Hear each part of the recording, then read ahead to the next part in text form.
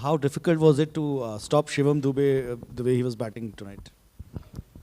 Yeah, it was difficult. Obviously, a guy like that who hits balls with so much ease is hard to stop. And I think we stopped him in patches, but probably not enough for us to keep them to a total that was chaseable today. Bas, could you just talk about the plan with spinners, especially early on, after the first 2 wickets, and both Tilak and Surya were struggling to get going against spinner? Could you just talk about the plan and behind that? Yeah, I think we obviously looked at the Pakistan game and saw that there was that they'd struggled with spin. So we had a focus of in the power play bowling spin, trying to limit their scoring options. And I think the spinners bowled really well to stop them from getting off to good starts. So credit to them.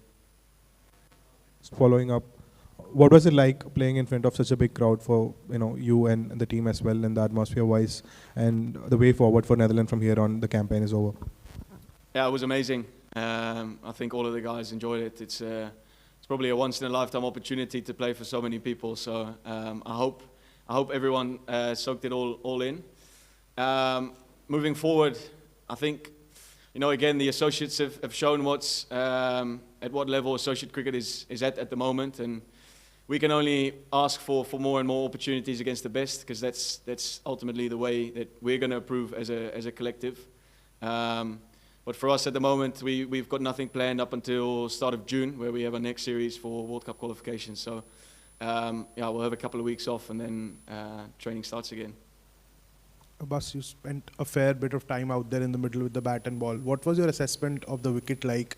Was it holding a bit? Because those first 10 overs, it did feel like that you applied that choke on India, and that partnership between Surya and Tilak, you could sense that the runs just weren't coming. So was it more about the pitch, or were you better prepared in terms of how to not allow them scoring opportunities when they came out to bat? Yeah, I think it was definitely a tough pitch to start on with the bat. A little bit of slow, a little bit of hold. Whether it was from spinners or pacers taking pace off the ball. So it was a hard pitch to start on today, and I think it showed that even Dube started off quite slow and finished with 60 or 30 once he got in. So I think he played that really well, but I think we also bowled really well to contain them and make it hard to start. Bas, you were just talking about in this World Cup that as associates you all show that what you guys are capable of. You had a close match against Pakistan, a good outing here as well. But you also spoke about more opportunities of playing the big teams, because World Cup is the only place that you play. So what kind of help or support would you look at, say, from the powers that be, to get more opportunities? What kind of help would you be expecting?